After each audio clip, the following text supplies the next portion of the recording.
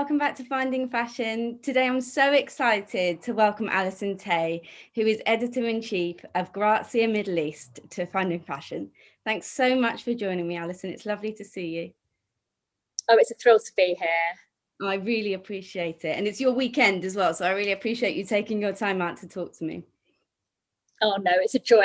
And Hannah, let's be honest, I begged you to interview me, so thank you for having me. I appreciate it. I'm not sure that's the truth, but thanks. So obviously you're Editor-in-Chief at Grazia Middle East now. Can you tell me a little bit more about what it is that you do over at Grazia?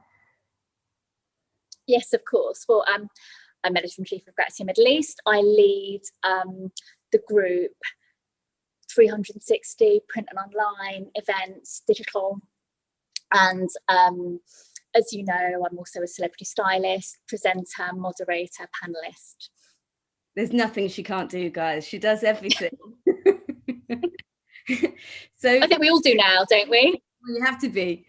Before you moved to Dubai, we were just talking before, and you said that you've actually been over there 7 years, which is unfathomable to me. It seems crazy. But you were style editor of Now magazine. I was. Fashion Weekly. How did that career there and that role there set you up to working for Grazia Middle East? Well, the pace of weekly magazines, as I know you know very, very well, is a phenomenal training ground. Having to take on everything.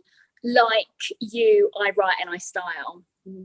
So that puts you in a really strong position to be an editor, because you've done that job, you've sat in that chair, so you know the challenges and you know the solutions. So coming up through that route really, really helps me manage my team. Also, the work I did outside the job, such as going on This Morning, going on BBC News, hosting events, they then come in super useful when it comes to working with brands.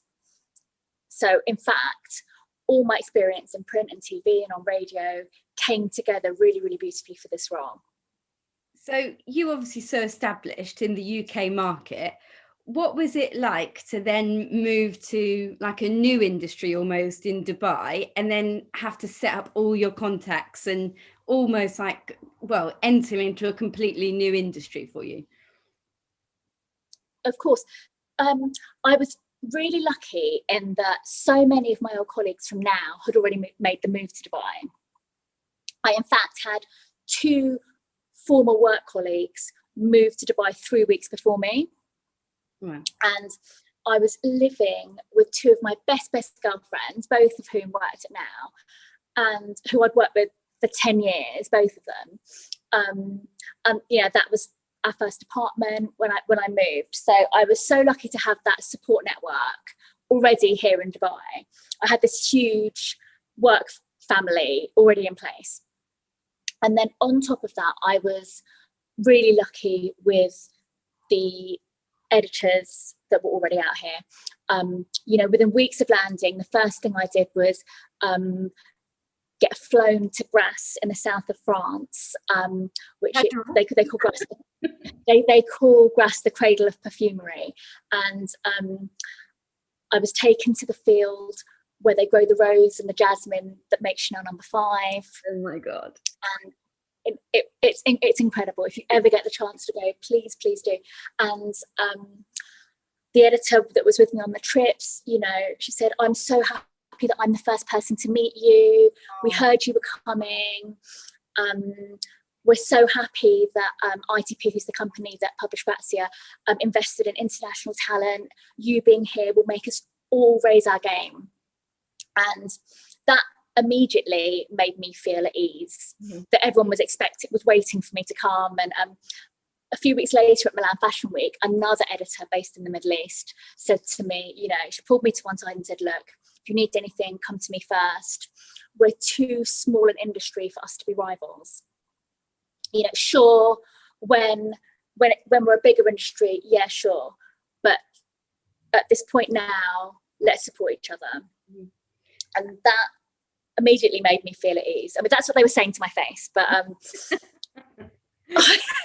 either way, you know, I can't imagine any conversation like that happening in London. I think it's such a good thing to keep in mind, though, isn't it? Because there is this misconception that it is a huge industry and nobody talks to each other, but actually everybody does talk. And I've said it so many times before, but you know, when it comes to interns, even everybody talks about the really good interns and the really, really bad interns. So, you know, you've got to get in thinking that everybody knows everybody, don't they?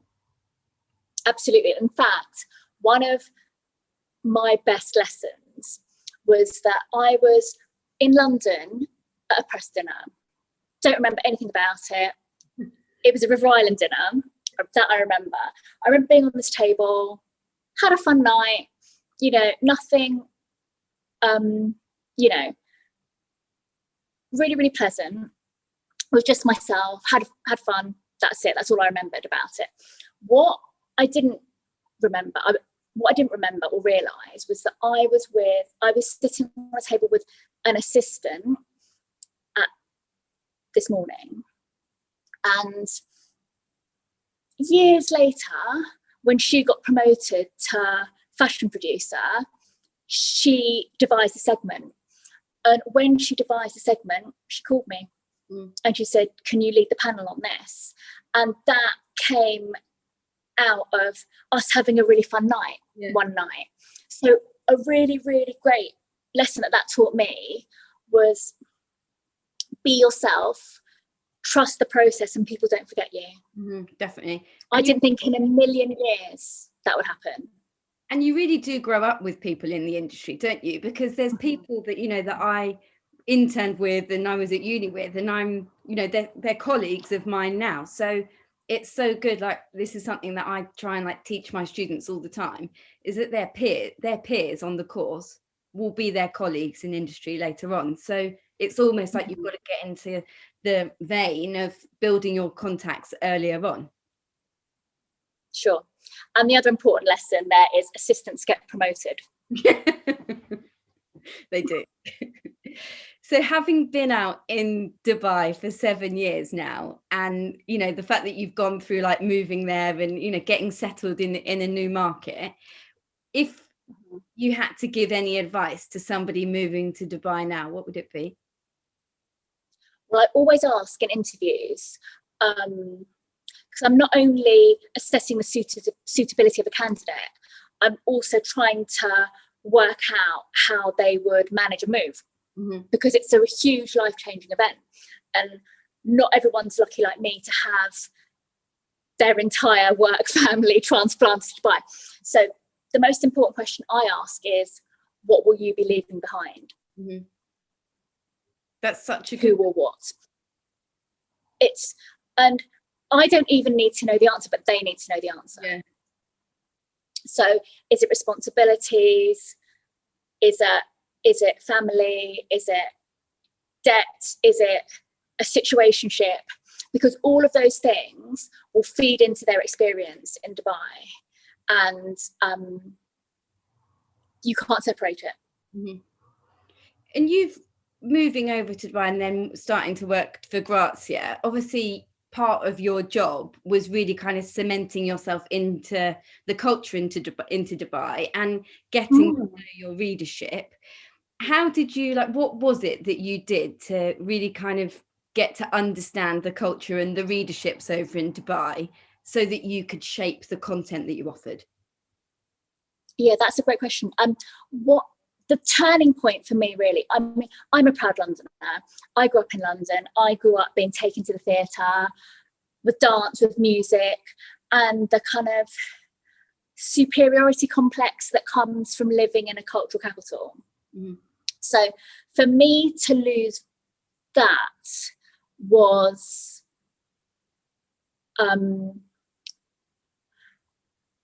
destabilizing, really.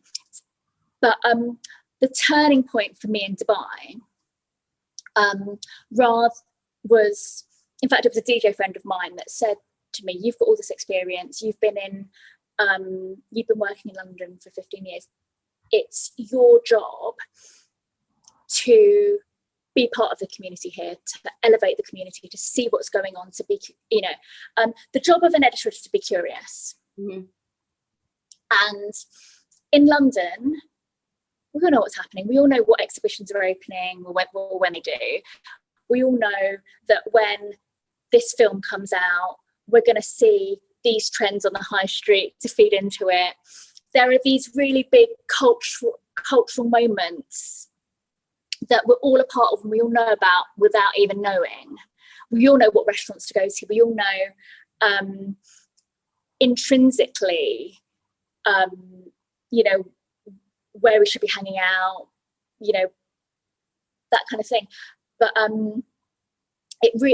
the turning point was, you know, me getting a stern talking to by this DJ that told me to get involved. I'm here to help elevate and shine a light on people shaping the culture. Mm-hmm. And what is incredibly exciting here is that the culture is emerging. Mm-hmm. So not only can we see new movements happening, we can amplify them, we can be part of them. So that's something that no one gets a chance to do.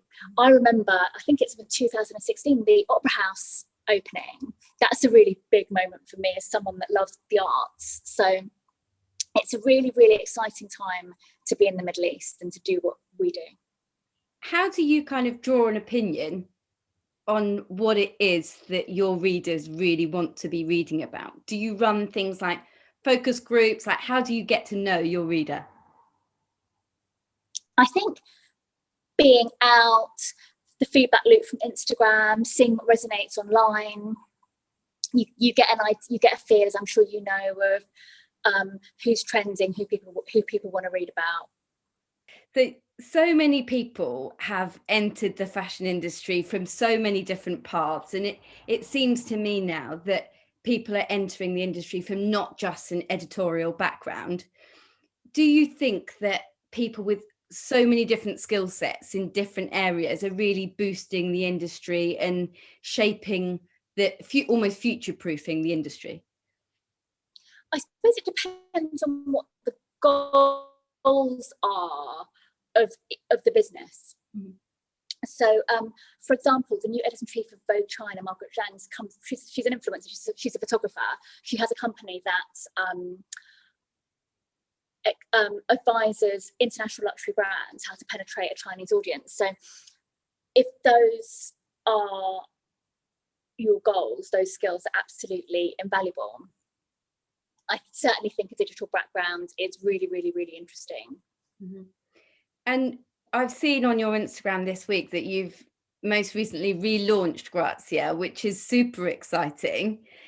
How do you work to kind of shape goals so that you are achieving what you're almost future-proofing and achieving what you want from Grazia in the future? Well, we are moving towards a new model for Grazia, which is in line with Grazia Australia, Grazia USA that's just launched. So it's an international relaunch where we will do 2 print editions a year, but they'll be super, super luxury. The one we've just launched is 372 pages. Wow. And indeed, and that's going to be paired with a really, really sleek digital offering with super high impact video units, really, really gorgeous editorial, and there's going to be an editorial team that works from Australia to the Middle East to the US. So we're going to have rolling content 24 hours. So it's a merging of resources and talents to come together. So we can't wait for everyone to see it.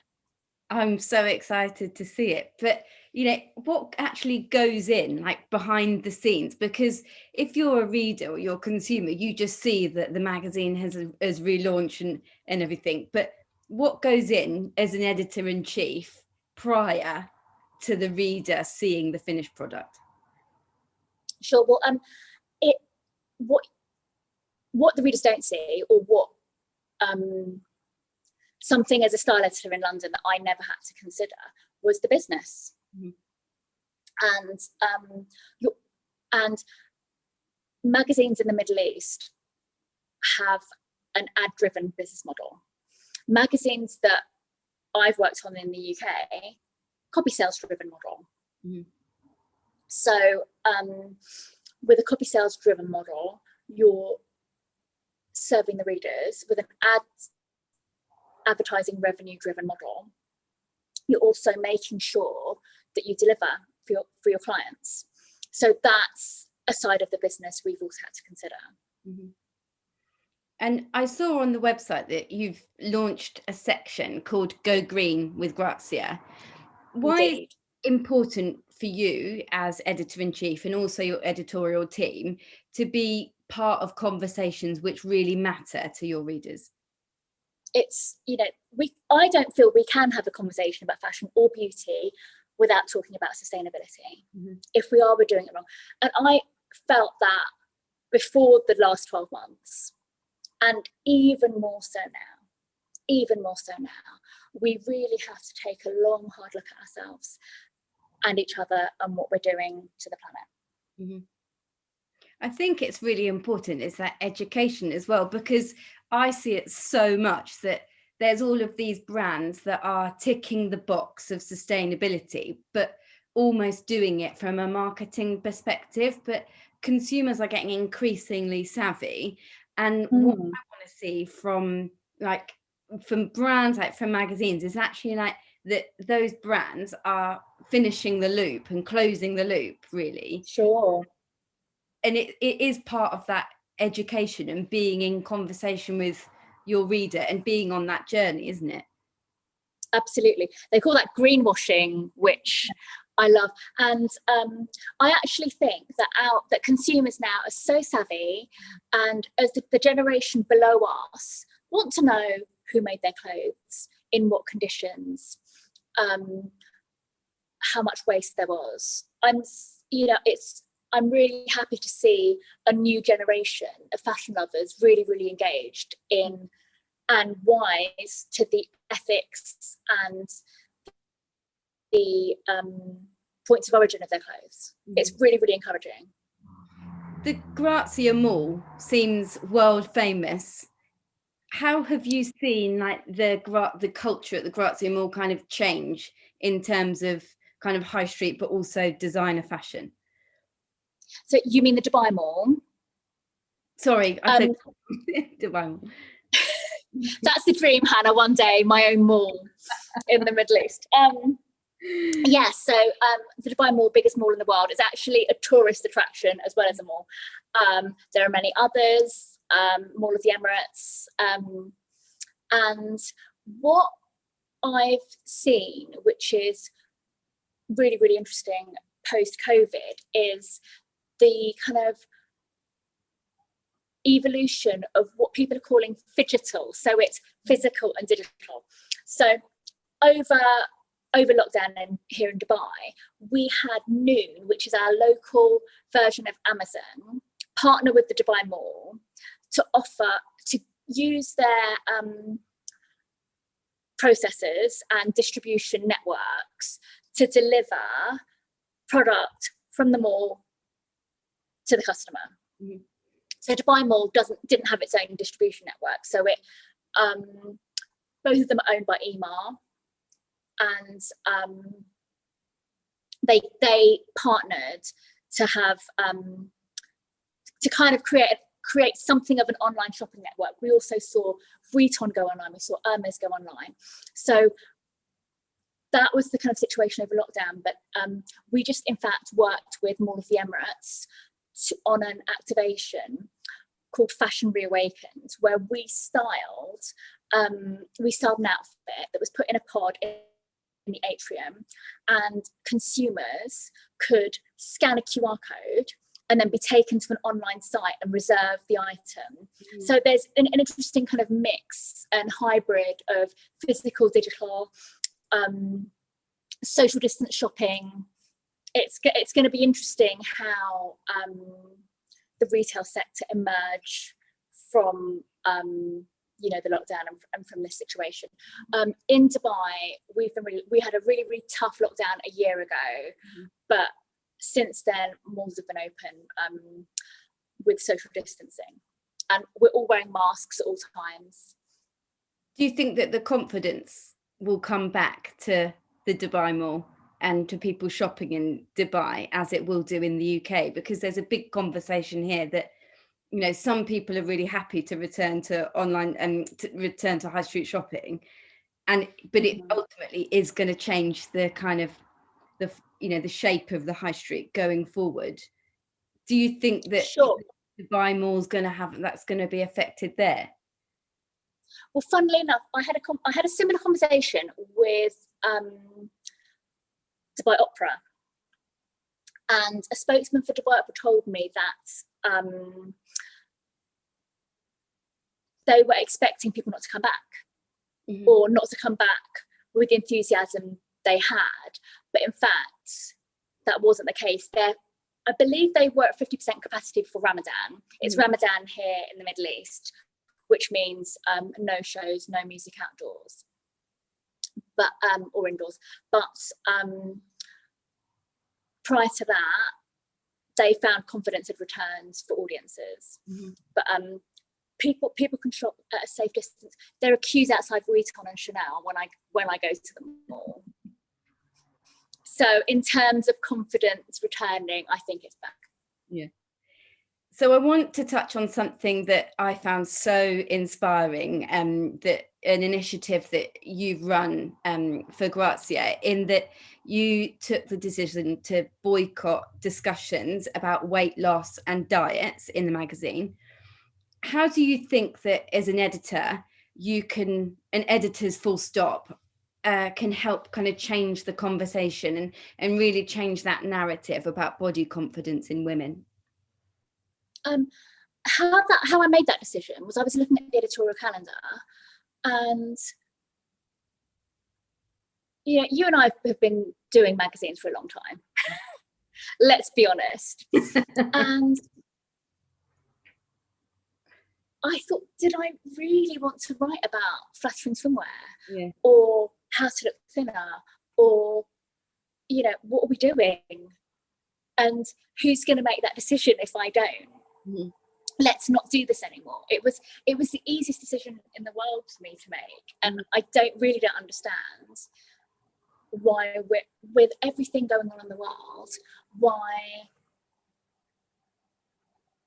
any editor-in-chief or woman would want to perpetuate that narrative to other women when there is so much more we could be doing, and so many important fires we need to put out, or discussions we need to have with everything that's going on in the world.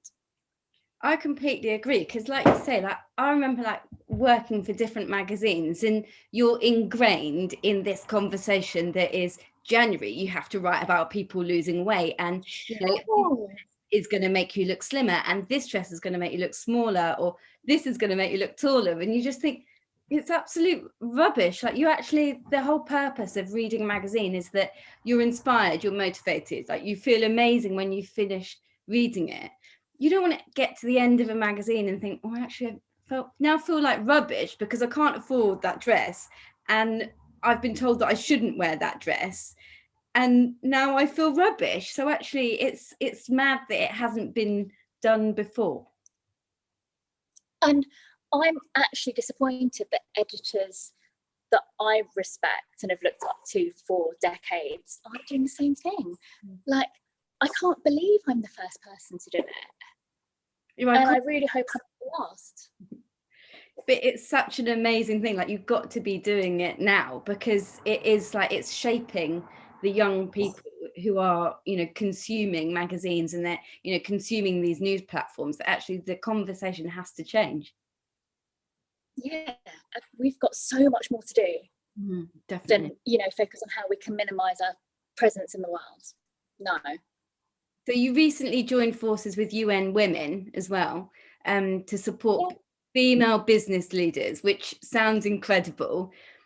How do you at Grazia kind of shape your features to showcase female talent? I feel it's instinctive. Another thing I've done actually was Grazia Middle East is the first publication to launch an education initiative. So I launched the Grazia Academy, which basically isn't so much a back to school initiative, but it's looking at women like you and me and working out how we can upskill. You know, do we want a side hustle? Do we want to start our own business? Do we want to monetize our Instagrams? And, you know, lending a helping hand, giving some advice, giving some classes. So that's something that we've done as well. What's really, really important to me is, you know, how can we be part of the solution, whatever, you know, that looks like. Well, another exciting thing that you worked on recently was that you hosted a really exciting event with H&M, which saw the label light up, and I hope I'm going to say this right, the Burj Khalifa. Perfect. Is that right? Amazing. Yeah, you did it. How is that? I've also seen that Pretty Little Thing did a similar initiative there where they lit it up. Why is it that that building has become such an icon in Dubai? Well, I think everybody here would like to think it's always been an icon, tallest building in the world, and really, really a real beacon of hope. Something that it's really famous for. I don't know whether you've seen, when it was the Queen's birthday, you'd get a Union Jack projected on it, and when with the explosions in Beirut, there was a Lebanese flag on. So that's something that you know,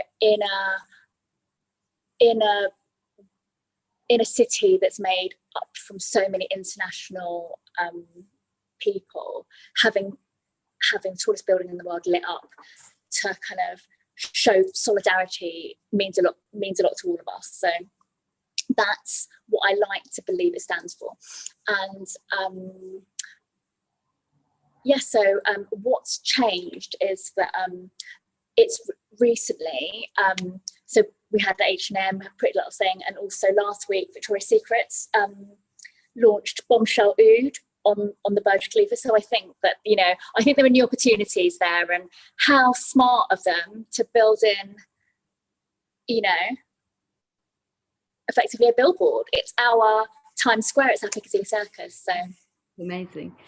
Well, I watched the videos and you're like a TV pro, not like me, like an amateur.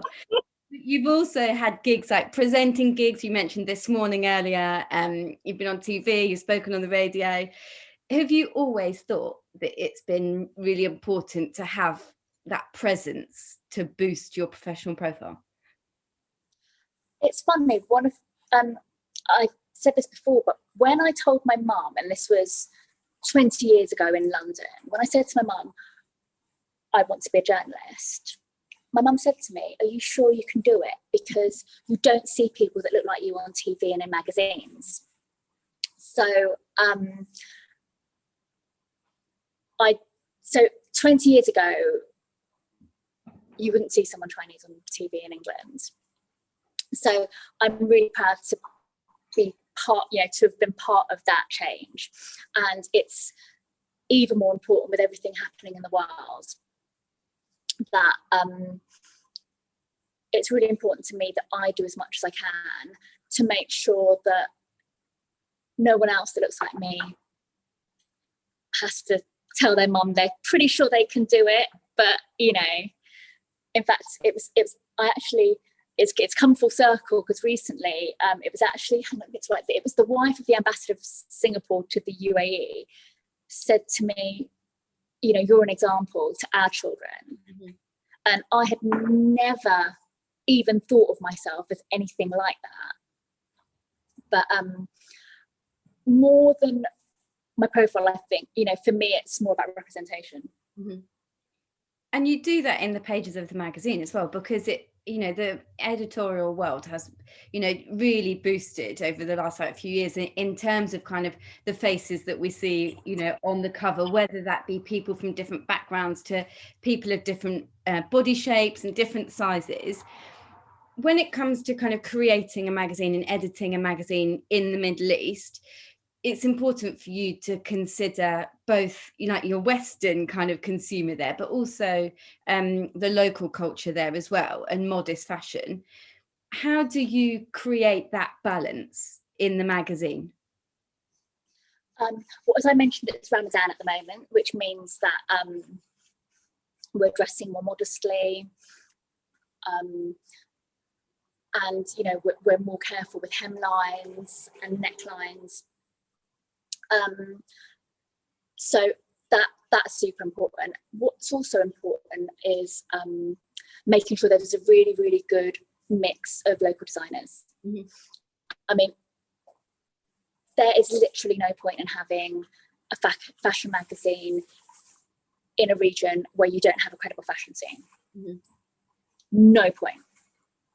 So it's the responsibility of an editor-in-chief of a fashion magazine to be involved in that scene, to mentor the designers. Today I'm wearing a dress, you can see it, by Christina Fiddleskaya, who's a local designer. And yeah, my fashion choices are political. I mean, political is a bit overdramatic, but you know, I need to be engaged. it's a political overdramatic, but I need to be engaged with who's doing what here and support the local names. So that's really important. How does that kind of feed into the people that you're getting to work on Grazia? Because I did put some questions out to my students, and one of them said to me, she was like, well, I grew up in the Middle East, I read and write in Arabic as well as in English. What kind of opportunities are there for people who can, you know, so bilingual? You know, what is it that are there particular skills that you look for when you're creating, when you're bringing on like new writers, new stylists? Well, it sounds like she's going to be my boss one day. I would advise those students and all students to keep going, have a point of view, get involved in the community, have your own voice, and you know, the sky's the limit for you. I think it's so amazing, because I just think when you've got that kind of talent, you know, I have never felt that I could do that. And what an amazing opportunity for students like her, who, you know, have the ability to do that, to be able to carve themselves out a career, you know, nationally, all over the world. It's amazing. You can do that. What are you talking about? You could do that. I'm not sure. You could definitely do that. What are you talking about? That's what I need. I need you to be my mentor. Are we really having this conversation? No question. So on that, you know, I've been really loving like the kind of the self-love and the motivational kind of messages that Grazia put out. And in the past, on your YouTube channel, you've done things like Makeup on the Move. How do you kind of work to shape and kind of create innovative content that is going to make people feel good? I think it's going back to being part of the solution. And you know, not doing anything that doesn't feed into that. Mm-hmm. On any level, whether it's about, you know, whether it's Grazia Means Business that we're working with UN Women on, whether it's a self-love manifesto, whether it's an education initiative, the common thread, the connective threads for me is, you know, self-improvement, I suppose, and solutions. Mm-hmm. Because that's what I feel that I want in my life. And in a digital age, like so many of my students now, you know, they are reading less magazines. And how do you see kind of print evolving in the coming years to really respond to, you know, those people and the readers who are mainly reading digitally? Like, do you think there's going to be like a resurgence of print media? Well, I think it's interesting because I rarely use the word readers anymore. I use audience and community. And the reason I do that is because when people ask me, or when people ask me, and you've probably had this question before, who are your rivals? Who are the rivals? The answer isn't another publication. The answer is your smartphone. So true. Because anything you're doing, whether it's WhatsApp, whether it's Instagram, whether it's, you know, anything you're doing when you're not reading Grazia is a rival. We live in an attention economy. So that's why Grazia has a YouTube channel. That's why Grazia's on Instagram. That's why we've got this high performing website with 93% viewability and really super gorgeous high impact video units. It's to make sure you spend more time interacting and engaged with Grazia. So to answer your question about the future of print specifically, so like I said, we've relaunched Grazia, and we're actually, the quality is so insane that we're now printing Grazia in the same printing press as they print the Quran. Wow. It's really, like, I've been to the press. I've been to the press to watch Grazia being printed. I've been to the press, and it was really, really powerful for me to watch the Quran being printed, and a privilege, absolute privilege. So amazing. But in terms of why I mention that is quality. So you know as well as I do that the first thing to go in a print magazine is quality. So the paper stock gets thinner, the number of pages goes down, and our audience isn't stupid. They know what's happening. So we've done the opposite. We're going with really, really high quality paper stock, as you can tell by the fact that we're printing it where they print the Quran. It's nearly 400 pages. We're approaching it in terms of these publications being keepsakes, being collectible, being something so beautiful you want to keep it in your life. So it's two very, very different directions for different purposes. But I feel the future of anything, not just print, is more meaning, more permanence, and something that you can keep forever, whether that's fashion, whether it's a publication. I think we're craving that now. When in a world where everything's so instant and disposable.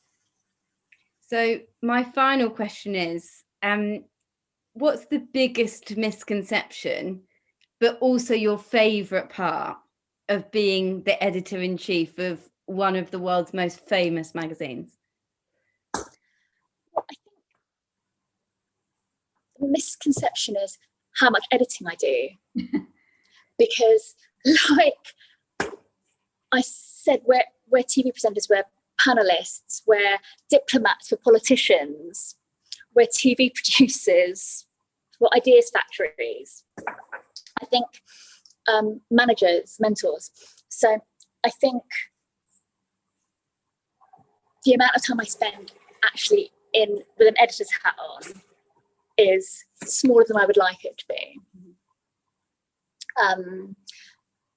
The best thing is the opportunities and the experiences. The people I've met, the opportunities I've had have been ridiculous. I once had dinner with Isabel Marant twice in 2 weeks, once in Paris and once in Dubai. The last trip I did before coronavirus was in Tokyo with Chanel and Pharrell. So those kind of peeks into those worlds are insane. I can't even believe it. Yeah. Well, it's been so lovely to talk to you, and me personally, like, I've really followed your career and I find you so inspiring, and I'm really grateful that you took this time out to talk to me. So thank you very much. It's lovely to see you again. Oh, it's an absolute joy. I miss you. I miss you all. I'm so happy to be among, so many familiar names and faces. So I look forward to seeing you soon. Yeah. Thank you for having me. Thank you very much, Alison, and I'll speak to you soon. Can't wait. Take care. Bye.